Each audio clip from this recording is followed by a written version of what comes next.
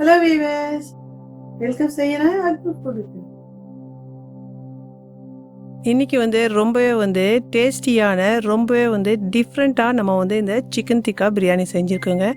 Normal biryani மாதிரி இல்லாத இது நான் டிஃப்ரெண்ட் வேலை செஞ்சுருக்கேன். இது ரொம்பவே பசங்க பெரியவங்க எல்லாமே விருப்பப்பட்டு சாப்பிட்ற மாதிரி இருக்கும். இதில் பார்த்தீங்கன்னா நம்ம மசாலாலாம் போட்டு ஊற வச்சு அந்த சிக்கனுக்கு தனியாக நம்ம ஃப்ரை பண்ணி அதில் எடுத்து நம்ம சிக்கன் பிரியாணி செய்யக்குள்ள ரொம்பவே டேஸ்டியாக இருக்குங்க. வாங்க இப்போ எப்படி செய்யலான்னு பார்க்கலாம். நான் சிக்கன் ஒரு 1.25 கிலோ இருக்கும் எடுத்து இது மீடியம் பீஸாக போட்டுக்கிட்டேன். கொஞ்சம் எக்ஸ்ட்ராவே கொஞ்சம் பெரிய பீஸாக போட்டிருக்கேன். மீடியத்துக்கு கொஞ்சம் பெருசாக இருக்கும். இப்போ இதில் நம்ம மசாலாலாம் போட்டுக்கலாம். என்ன மசாலா தேவைப்படுதுன்ட்டு இப்போ நம்ம பார்க்கலாம். மசாலாவில் பார்த்தீங்கன்னா நான் ஒரு 3 டீஸ்பூன் இருக்கும் சிக்கன் திக்கா மசாலா எடுத்திருந்தேன். அது இல்லை அப்படின்னா நீங்கள் தந்தூரி மசாலா போட முடியும், நல்லாவே இருக்கும். 1 டீஸ்பூன் வரமல்லித்தூள், 1 டீஸ்பூன் ஜீரகத்தூள், 1 டீஸ்பூன் கரம் மசாலா தூள். இந்த லிங்க் நான் கீழே கொடுக்குறேன், தேவைப்படுச்சுன்னா பார்த்துங்க. 1 டீஸ்பூன் மிளகுத்தூள், 2 டீஸ்பூன் மிளகாத்தூள், உங்களுக்கு காரத்துக்கு ஏற்ப மாதிரி நீங்கள் சேர்த்துங்க. 1/2 டீஸ்பூன் மஞ்சத்தூள். பார்த்தீங்கன்னா மசாலாலாம் நிறையா இருக்க மாதிரி இருக்கும், ஆனால் 1.25 கிலோவுக்கு இந்த மசாலா சரியாகவே இருந்துச்சு. இந்த மசாலா எல்லாமே இதில் நம்ம போட்டுக்கலாம். நல்லாவே மிக்ஸ் பண்ணிக்கலாம் அந்த மசாலாவுக்கு. இது கூடயே நான் 1.5 டீஸ்பூன் இருக்கும் கார்ன்ஃப்ளவர் எடுத்துருக்கிறேன். இது உங்களுக்கு பைண்டிங் பண்ண நல்லாயிருக்கும். அதிகமாகவும் போடாதீங்க. நான் ஒரு டேபிள் ஸ்பூன் இருக்கும் தயிர் எடுத்துக்கிட்டேன். இது கெட்டியான தயிர், உங்களுக்கு என்ன தயிர் இருக்கோ அந்த மாதிரி போட்டுங்க. ஆனால் புளிப்பு இல்லாத பார்த்துங்க.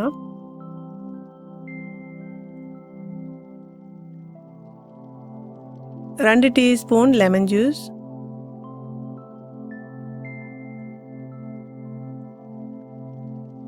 தேவையான அளவு உப்பு போட்டுக்கலாம். இதுக்கு நல்லா மிக்ஸ் பண்ணிக்கலாம். ஒரு 2 டீஸ்பூன் இருக்கும் எண்ணெய், இதுவும் போட்டு மிக்ஸ் பண்ணிக்கலாம். இந்த மாதிரி போடக்குள்ள உங்களுக்கு எல்லாம் நல்லா பைண்டிங் கிடைக்கும். நான் ஒரு 3/4 டீஸ்பூன் இருக்கும் வெந்தயம் எடுத்து நல்லா கையில் உங்களுக்கு க்ரஷ் பண்ணிக்கிட்டேன். இந்த மாதிரி நம்ம போடக்குள்ள நல்லா வாசனையாக இருக்கும். இருந்தால் போட, இல்லைன்னா பரவாயில்ல. இது நல்லா மிக்ஸ் பண்ணிவிட்டு நம்ம ஒரு 1/2 மணி நேரத்துக்கு ஃப்ரிட்ஜில் மூடி வச்சு வெயிட் பண்ணலாம். அடுப்பில் பேன் வச்சுருக்கேன். தேவையான அளவு எண்ணெய் போட்டுக்கிட்டேன். நான் ஒரு 150 மில்லி இருக்கும் எண்ணெய் போட்டிருக்கேன். நான் ஒரு 7 பேர்த்துக்கு சமைக்கிறதால எக்ஸ்ட்ராவே போட்டிருக்கேன். ஒரு 100 மில்லி நான் நெய் எடுத்து இதில் பாதி போட்டு பாதி வச்சுருக்கேன், அப்புறமா யூஸ் பண்ணணும். நான் பிரியாணி மசாலா எடுத்திருக்கேன். ஒரு 6லேருந்து 7 பே லீஃப், ஒரு 8லேருந்து 9 லவங்கு, ஒரு பெரிய ஏலக்காய், ஒரு 3 ஜவுந்திரி, 2 ஸ்டார் அனீஸ், ஒரு 10லேருந்து 11 லவங்கு, ஒரு 6லேருந்து 7 பட்டை. இந்த மாதிரி சின்னதாக எடுத்துக்கிட்டேன். நம்ம அதிகமாக செய்யறதால கரம் மசாலா அதிகமாக இருக்க மாதிரி தெரியுது. எண்ணெய் நல்லாவே சூடாயிடுச்சு. இதில் பெரிய ஏலக்காய் போட்டுக்கலாம்.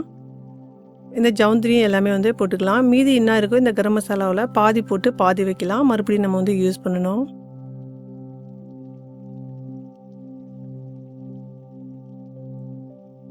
பாருங்கள், இந்த மாதிரி எடுத்து வச்சுக்கலாம். அந்த பாதியும் ஒரு 3/4 கிலோ இருக்கும். நான் வெங்காயத்துக்கு நல்லா நீட்டு வாக்கில் கட் பண்ணிக்கிட்டேன்.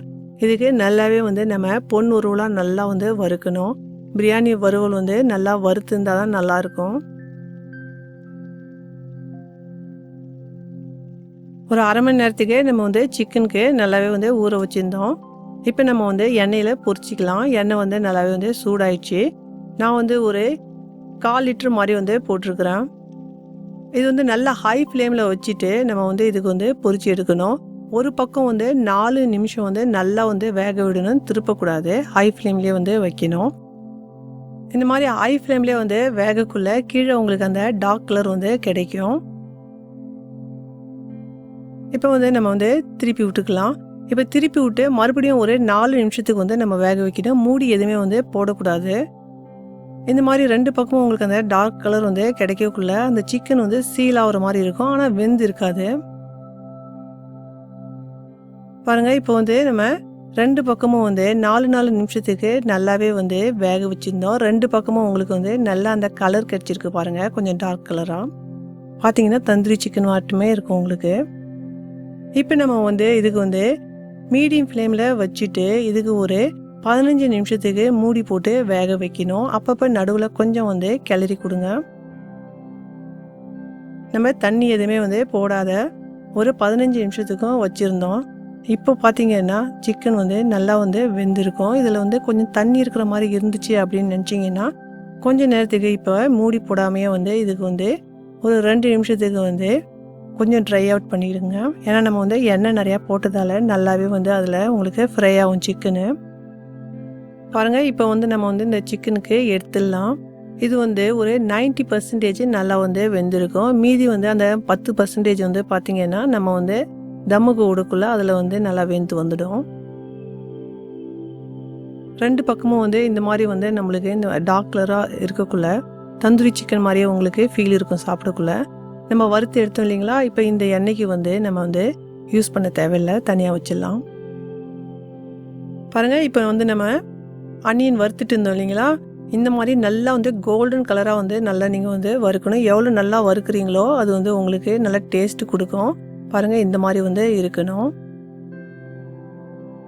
இதில் வந்து ஒரு 4 டேபிள் ஸ்பூனு இஞ்சி பூண்டு விழுது எடுத்துருக்கேன். இப்போ நம்ம வந்து சிம்மில் வச்சுட்டு இதுக்கு நல்லாவே வந்து இந்த பச்சை வாசனை போகிற வரைக்கும் நல்லா வந்து வதக்கணும். இப்போ நம்ம மசாலா என்னென்ன போடலான்ட்டு பார்க்கலாம். 1 டீஸ்பூன் ஜீரகத்தூள், 1 டீஸ்பூன் மிளகுத்தூள், 1 டீஸ்பூன் கரம் மசாலா தூள், 2 டீஸ்பூன் மிளகாத்தூள் காற்றுக்கு ஏற்ற மாதிரி சேர்த்துங்க, 1 டீஸ்பூன் மல்லித்தூள். நம்ம இந்த மாதிரி மசாலா சேர்க்கக்குள்ள ரைஸ்க்கு நல்லாயிருக்கும். இப்போ இது எல்லாமே போட்டுக்கலாம். இதுக்கு பச்சை வாசனை போகிற வரைக்கும் நல்லா இதுக்கு வந்து வதக்கலாம். சிம்லேயே வச்சு வதக்குங்க. 125 கிராம் இருக்கும் தயிர் எடுத்துருந்தேன். இந்த தயிருக்கு வந்து நம்ம போட்டுக்கலாம். தயிர் போடக்குள்ளே நம்ம வந்து அடுப்புக்கு ஒரு 1/2 மணி நிமிஷத்துக்கு ஆஃப் பண்ணிடலாம். இந்த மாதிரி ஆஃப் பண்ணிவிட்டு மிக்ஸ் பண்ணி நம்ம வந்து போட்டோம் அப்படின்னா இந்த தயிர் வந்து உங்களுக்கு பிரிஞ்சு வராது. இப்போ நம்ம வந்து அடுப்புக்கு ஆன் பண்ணிடலாம். இந்த தயிருக்கு வந்து நம்ம வந்து நல்லா வந்து கொஞ்சம் நேரத்துக்கு வேக வைக்கலாம். மீடியம் ஃப்ளேம்லேயே வைங்க. பாருங்கள், நல்லாவே வந்து தயிர் நல்லா எண்ணெய் பிரிஞ்சு வந்து வெந்துடுச்சு. இப்போ நம்ம வந்து தக்காளி வந்து போட்டுக்கலாம். நான் ஒரு 1/2 கிலோ தக்காளி இருக்கும் எடுத்துருந்தேன், ரஃபாக சாப் பண்ணிக்கிட்டேன். இது கூடயே வந்து கொஞ்சம் உப்பு போட்டுக்கலாம், வேகத்துக்கு ஹெல்ப்ஃபுல்லாக இருக்கும்.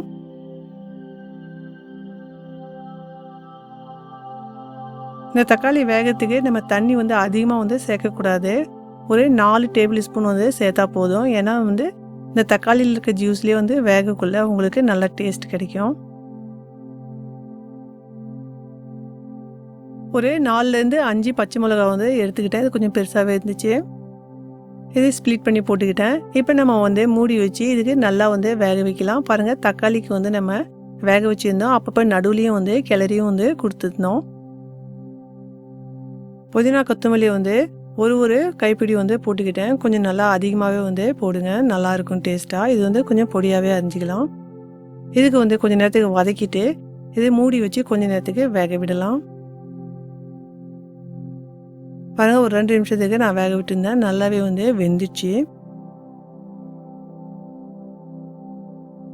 நம்ம ரெடி பண்ணி வச்சுருந்தோம் இல்லைங்களா சிக்கனு, இப்போ இது வந்து இதில் போட்டுக்கலாம். பாருங்கள், எவ்வளோ கலர்ஃபுல்லாக இருக்குது. இந்த மாதிரி தான் நம்மளுக்கு வந்து கலர் வந்து தேவைப்பட்டுச்சு. இப்போ இந்த மசாலாவோட வந்து நம்ம மிக்ஸ் பண்ணிக்கலாம். ஒரு 2 நிமிஷத்துக்கு மீடியம் ஃப்ளேமில் வச்சு இதுக்கு மிக்ஸ் பண்ணிவிட்டு நம்ம வந்து ஆஃப் பண்ணி தனியாக வச்சிடலாம். ரைஸ்க்கு வந்து நம்ம ரெடி பண்ணலாம்.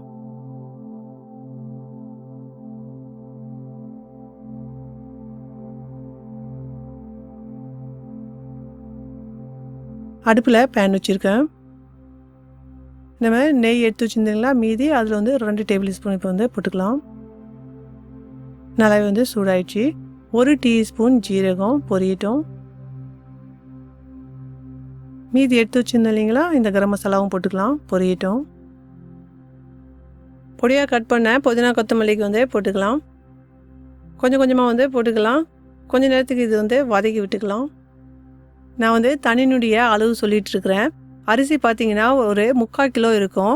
நான் அளக்கக்குள்ளே ஒரு பெரிய கப்பில் எனக்கு வந்து 2 கப் அரிசி வந்து கிடச்சிச்சு. எந்த கப்பால் நீங்கள் அளக்குறீங்களோ அதே கப்பால் வந்து நீங்கள் வந்து மெஷர்மெண்ட்டும் வந்து தண்ணி எடுக்கணும். எனக்கு வந்து ஒரு கப்புக்கு நான் 1.5 கப் அப்படின்னு தண்ணி எடுக்கக்குள்ள நான் வந்து 3 கப் தண்ணி வந்து போட்டுக்கிட்டேன். இதில் பார்த்தீங்கன்னா ஒரு 1/4 கிளாஸ் இருக்கும். நான் தண்ணிக்கு வந்து கம்மி பண்ணிக்கிட்டேன். இதுக்கு மூடி வச்சு நம்ம வந்து வெயிட் பண்ணலாம். பாருங்கள், நல்லாவே வந்து தண்ணி வந்து கொதிச்சு வந்துருச்சு. நான் பாஸ்மதி ரைஸ் வந்து நல்லாவே வந்து கழுவிட்டு இதுக்கு ஒரு 1/2 மணி நேரத்துக்கு நான் வந்து இதுக்கு ஊற வச்சுருந்தேன். இது வந்து 3/4 கிலோ ரைஸ் இருக்குது. இந்த ரைஸில் தண்ணி இருந்துச்சுன்னா அந்த தண்ணி இதில் போடாமல் பார்த்துங்க. தேவையான அளவு உப்பு போட்டுக்கலாம். இதுக்கு நம்ம வந்து மூடி வச்சு வேகிற வரைக்கும் வெயிட் பண்ணலாம். பாருங்கள், நல்லாவே வந்து வெந்து வந்துச்சு. ஒரு 90% வெந்து வந்துச்சு. இதில் பாருங்கள், தண்ணி எல்லாமே வந்து நல்லா வந்து சுண்டிடுச்சு. கொஞ்சம் தண்ணி தான் இருக்கும். இப்போ நம்ம ரெடி பண்ணி வச்சுருந்தோம் இல்லைங்களா, இந்த சிக்கனுக்கு நம்ம வந்து இந்த மசாலாவோட வந்து போட்டுக்கலாம். இந்த மாதிரி வந்து நம்ம வந்து போடக்குள்ளே டைரெக்டாக வந்து இதில் தண்ணி எதுவுமே போடாத நம்ம செஞ்சிட்ருக்கக்குள்ளே நல்லாவே வந்து அந்த டேஸ்ட் உங்களுக்கு கிடைக்கும். ஒரு 2 டீஸ்பூன் லெமன் ஜூஸ் போட்டுக்கலாம். ஒரு 2 டேபிள் ஸ்பூன் நெய். கொஞ்சம் நல்லாவே வந்து மிக்ஸ் பண்ணிக்கலாம். நான் வந்து ஃபுட் கலரிங் எடுத்திருந்தேன், ஒரு 1/2 டீஸ்பூனு. இதில் கொஞ்சமாக தண்ணி போட்டு நான் வந்து மிக்ஸ் பண்ணிக்கிட்டேன். இந்த மாதிரி விட்டு வந்து நம்ம வந்து போடக்குள்ளே நல்லாவே வந்து பார்க்கறதுக்கு அட்ராக்ஷனாக இருக்கும். இது கொஞ்சம் மிக்ஸ் பண்ணிக்கலாம். அதிகமாக மிக்ஸ் பண்ணணுன்ட்டுல.